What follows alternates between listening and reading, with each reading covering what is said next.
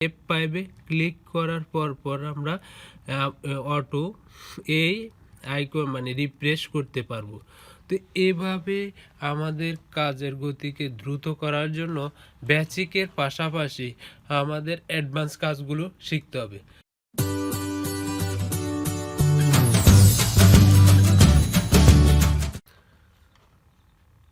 Computer basic to advance কোর্সে আপনাদেরকে স্বাগতম। আজ মাধ্যমে আমরা যে ডিসপ্লের মধ্যে যে আইকনগুলো দেখছি সেটা হচ্ছে যে দুই ধরনের। একটা হচ্ছে যে ইনস্টল আইকন আর একটা হচ্ছে যে সিস্টেমিক আইকন। তো আমরা জানবো যে ইনস্টল আইকন কোনগুলো, সিস্টেমিক আইকন কোনগুলো। তো আমরা এই উপরে যে দুইটি আইকন আপনারা দেখছেন সেই দুইটি আইকন হচ্ছে যে সিস্টেমিক আইকন। মানে সিস্টেমিক আইকন হচ্ছে যখন আমরা উইন্ডোজটি দিয়ে থাকি তখন এই দুইটি আইকন বাই ডিফল্ট থাকে, আর যতগুলো আইকন রয়েছে এগুলো হচ্ছে ইনস্টল আইকন, অর্থাৎ আমরা এই আইকনগুলো গুগল থেকে ডাউনলোড করে থাকি। তাহলে আইকন আমরা জেনেছি কয় ধরনের, দুই ধরনের। একটা হচ্ছে সিস্টেমিক আইকন আর একটা হচ্ছে ইনস্টল আইকন। তাহলে এখন এই আইকনগুলো যদি আমরা সাজাতে যাই কোথায় যেতে হবে? তো এই জন্য আমাদের যে কাজটা করতে হবে সেটার জন্য আমরা এই যে মনিটর রয়েছে, মনিটরে ব্যাকগ্রাউন্ডে গিয়ে মাউসের রাইট বাটন ক্লিক করে ভিউজ অপশনে গিয়ে আমরা এই আইকনগুলোকে সাজাতে পারি। যেমন মনে করেন এই আইকনগুলো যদি আমরা বড় করতে চাই তাহলে আমরা কি করতে হবে, লার্জ আইকনে ক্লিক করলে এই আইকনগুলো বড় হয়ে যাবে। তো এখন আমরা যদি এই আইকনগুলো আবার ছোট করতে চাই, ভিউ অপশনে গিয়ে যদি মিডিয়ামে রাখতে চাই তাহলে এই আইকনগুলো আবার মিডিয়ামে সেজে যাবে। আবার যদি আমি এই আইকনগুলোকে যে স্মল অপশনে মানে ছোট আকারে রাখতে চাই, ঠিক সেই আকারে আইকনগুলো সাজবে। ঠিক আবার এই আইকনগুলো আমরা এই তিন ধরনের আইকন সাজাতে পারি, লার্জ, মিডিয়াম, স্মল আইকন। তো আমি রিকমেন্ড করব সেটা হচ্ছে যে আপনি এই মিডিয়াম আইকনটাতে রাখবেন। তো এখন শিখাবো সেটা হচ্ছে যে আপনাদেরকে, সেটা হচ্ছে এই আইকনগুলো আমরা যখন যে জায়গায় রাখছি সেই জায়গায় মুভ করা যাচ্ছে।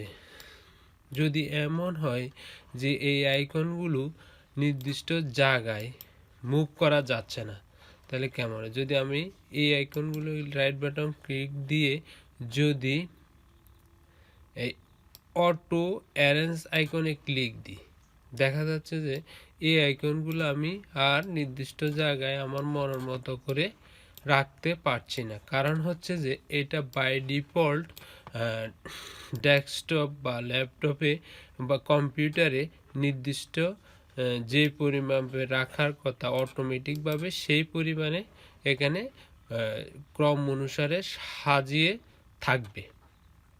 তো এই জন্য আমি যদি এই মানে আইকনটা নিজের ইচ্ছে মতো রাখতে চাই তাহলে আমরা অটো অ্যারেঞ্জটা টিকমার্কটা উঠিয়ে দিব।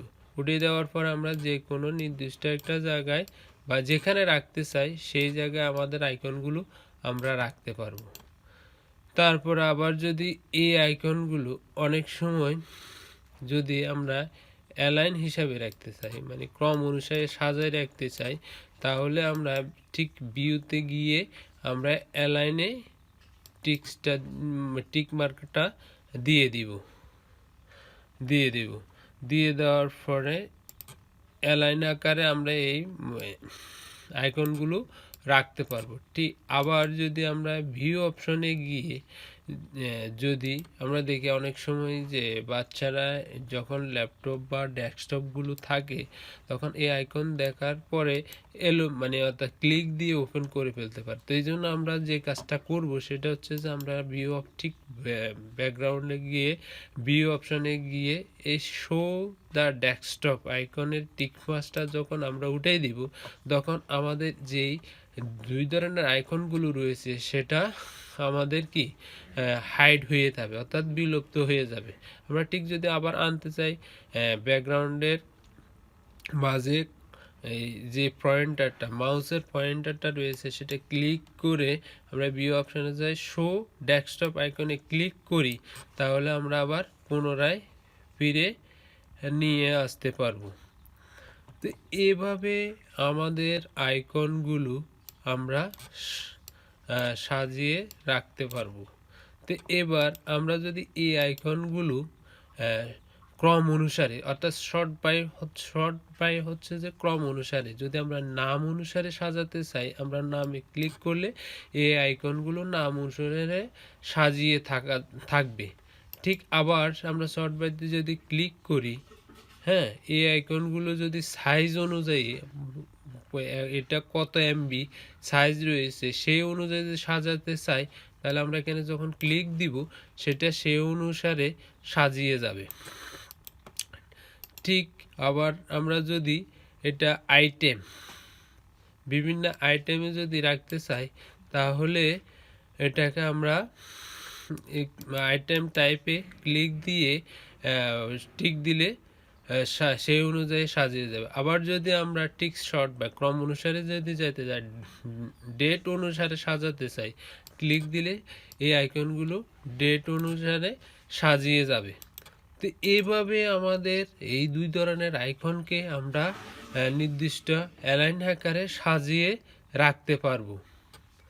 তো এবার আমরা যখন কম্পিউটারে কন্টিনিউ কাজ করে থাকি, তখন দেখা যাচ্ছে যে কম্পিউটারে পূর্বের অবস্থানে ফিরে নেওয়ার জন্য আমাদেরকে যে কাজটা করতে হবে সেটা হচ্ছে যে আমাদের রিফ্রেশ করতে হয়। তো রিফ্রেশ করার জন্য আমরা দেখুন মাউসের রাইট বাটন ক্লিক করে এই যে রাইট বাটন ক্লিক করে ভিউতে গিয়ে রিপ্লেস করতে হয়। কিন্তু এখন আমরা যদি কাজের গতিকে দ্রুত করতে চাই, তাহলে আমাদের যে কাজটা করতে হবে, আমরা কিবোর্ডে গিয়ে এই ফাংশন আইকন গিয়ে আমরা যে কাজটা করব সেটা হচ্ছে যে F5 ক্লিক করার পর আমরা অটো এই আইকন মানে রিফ্রেশ করতে পারবো। তো এভাবে আমাদের কাজের গতিকে দ্রুত করার জন্য বেসিকের পাশাপাশি আমাদের অ্যাডভান্স কাজগুলো শিখতে হবে। তো অ্যাডভান্স কাজ আমরা যদি এই কাজটা করার জন্য এই রিফ্রেশ অপশনে বারবার না গিয়ে যদি আমরা ফাংশন কি আইকনে 5 যদি আমরা ক্লিক করি, বারবার ক্লিক করি, অটোমেটিকলি রিফ্রেশ হয়ে যাবে। রিফ্রেশ করা কেন কম্পিউটারটাকে, সেটা হচ্ছে যে আমরা যখন কাজ করি এগুলো প্রোগ্রামগুলো এলোমেলো হয়ে যায়, তখন আমরা যদি রিফ্রেশ করি পুনরায় এই আইকনগুলো মানে পুনরায় নির্দিষ্ট জায়গায় ফিরে আসবে।